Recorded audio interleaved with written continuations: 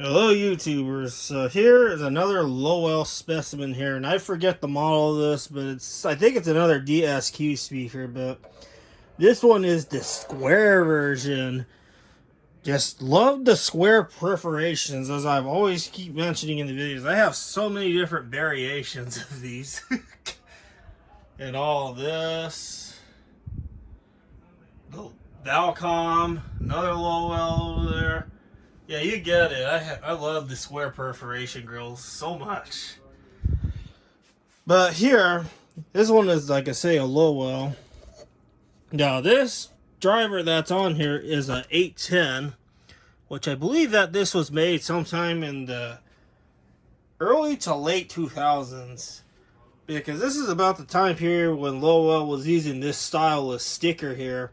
Whereas the newer ones nowadays, it just has a plain sticker like this DSQ speaker here. This one was made in 2019. All those newer ones, I think after little bit after the 2010s is when they started transitioning to the plain stickers here. And obviously the Lowell speakers from the 90s, it's just a stamp that says Lowell 8C5, 8C10, something like that, with the blue or the black ink. Very cool speaker. And here's the driver here. It's a very nice speaker. It's got a nice TLM-72 transformer. Anytime you see a transformer that starts with the model TLM with the number, that is a Lowell transformer. Which some of you might come across that on Telecore speakers, University Sound speakers, and a few other ones. If you see that transformer starting with the TLM, it's a Lowell rebrand. Done pretty good with these Lowells. Once you start collecting all these Intercom speakers, you start getting real familiar with model numbers and whatnot. And as Lowell likes to say, heard everywhere. Yeah, they're heard everywhere, all right. Even on rebranded speakers. Now, this speaker and this speaker, well, this front, I should say, this speaker assembly, this whole speaker set here, that guy right there, and then there was another one, which they came from the same seller. I'll probably put the picture of the eBay profile on there, but this guy has so many different speakers, and he actually has them reasonably cheap. And also it came with this back box, because I tried to order another one of these because I thought maybe that seller had a second one of these, but I guess there was some kind of error in the listing, so instead he let me pick something else. So I picked this back box out, which This is too small for this back box, but I have another plan with this back box, which that's a whole nother thing. But let's hear what this Lowell speaker sounds like. And of course, it's connected to the JBL CSMA 180 amplifier, so here we go.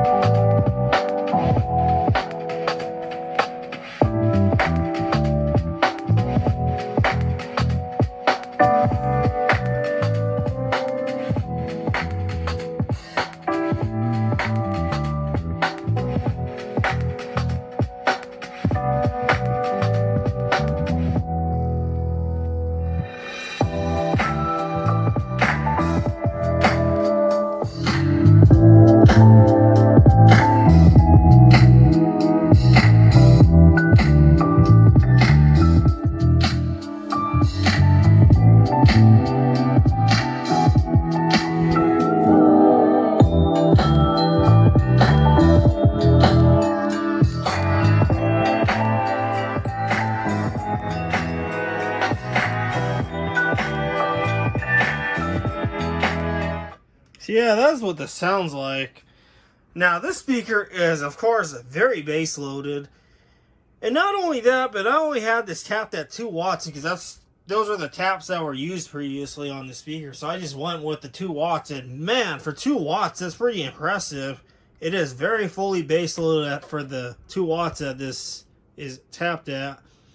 Now I can tap this all the way up to 4, but I might do that once I somehow come up with the housing for this. I'm going to have to make some sort of custom housing because, well, I can't just shove this in an SC175-4 because, yeah, the dimensions are the same, but I keep mentioning about the screw alignments. And since I have this here, I'll put it side by side with this without yanking the wire. I don't know if you noticed the screw dimensions here. These screw holes, like I say, they are more inside. These ones are more outside in the corners. These have a very different screw layout. I don't know why Lowell chose to do that, but maybe it was a way for installers to only use their back boxes certified for use with these type of Lowell speakers. I don't know. I want to know what the history behind that is, but other than that, I really like the square perforations. It's always my favorite. Now, the housing situation. This housing here, since this is too small for this housing, I'm thinking about taking this housing, and I sort of measured the screw holes of this. This is pretty close to the McBride speaker I have on the dresser here. Yes, this is a Canadian speaker, and yes, I've done an overview video on it about over a year ago. I'm thinking about taking this off of this custom housing I made, putting this onto that housing, but then repurposing this custom housing, but just have to reconstruct the front for this Lowell speaker. That's my whole idea so far, so I don't have to do double work. Now I happen to have an extra roll of white duct tape left over from another project, and I think I have a little bit of some. Here we go, there's the other roll. I have some of this left over from this project here, which is a whole nother video of its own.